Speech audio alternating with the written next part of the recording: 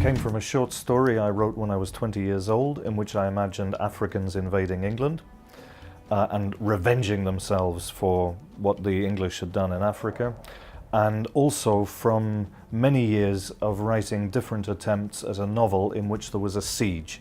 And I couldn't work out who was being besieged and who were the besiegers until I realized, of course, that the besiegers had to be the Africans, and the besieged in this case were the English. And that was the beginning of the idea for the novel SNUG. The process of the creation of SNUG started on the Isle of Wight, where the book is actually set. I was there on a holiday with my family. I woke up at 6 o'clock in the morning, suddenly realizing what the new novel had to be.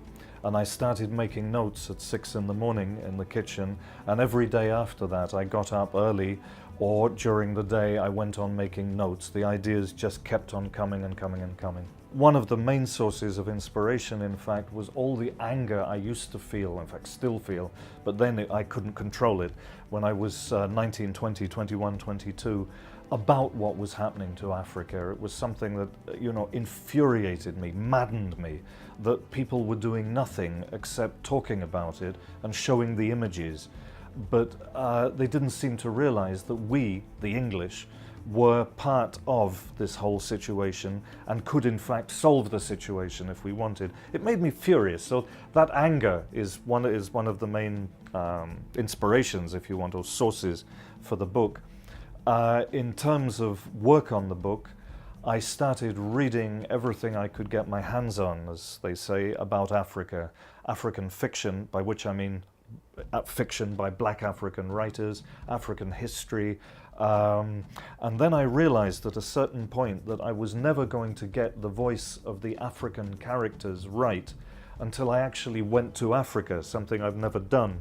So I organized through friends, African friends here in Catalonia, where I live, to a trip to Tanzania.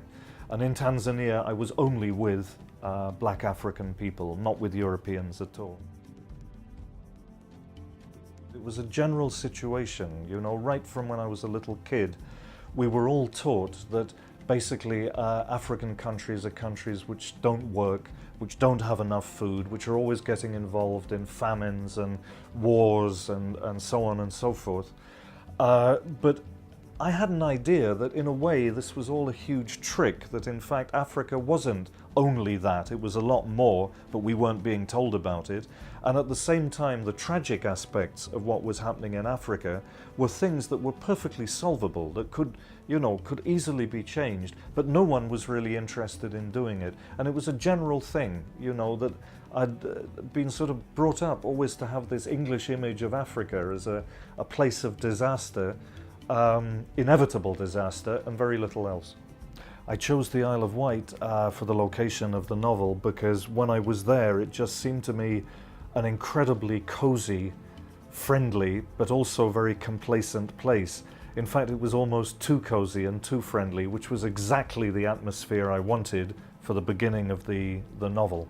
I decided to write this book in English as opposed to Catalan, in which language I've been publishing for 15 years, because all the ideas came to me in English, and the language itself came to me in English. Whole sentences came to me directly into English. In other words, I was thinking in English the whole time I thought about this novel, so it was inevitably the novel had to be in English.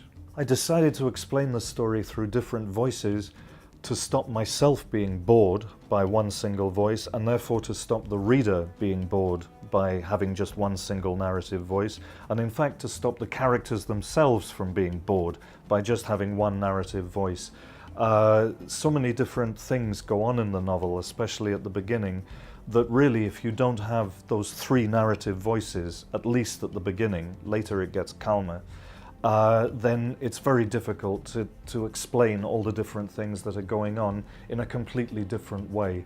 Also, I like the idea of having one person explaining his point of view and then the other person explaining a similar thing but from a completely different point of view. The novel can be summarized very simply. It's a tiny little village in the Isle of Wight which is being visited by a small group of people from London, a group of teenagers, and the person looking after them, who's a racist doctor. And suddenly they find themselves in this village, and the village finds itself surrounded by Africans. And they are Africans who haven't come from Europe, they have come from Africa, specifically to surround this village, and no one yet knows why. Everything that happens in this novel, even though strictly speaking it's unlikely, is not impossible. In other words, when I was writing it, everything that was happening in the book for me was absolutely real. Everything that the Africans arriving, how they managed to do it, what they do when they get there, including all the tiny technical details, is all stuff I researched, so that it's everything that happens in the book is possible. Improbable, but possible.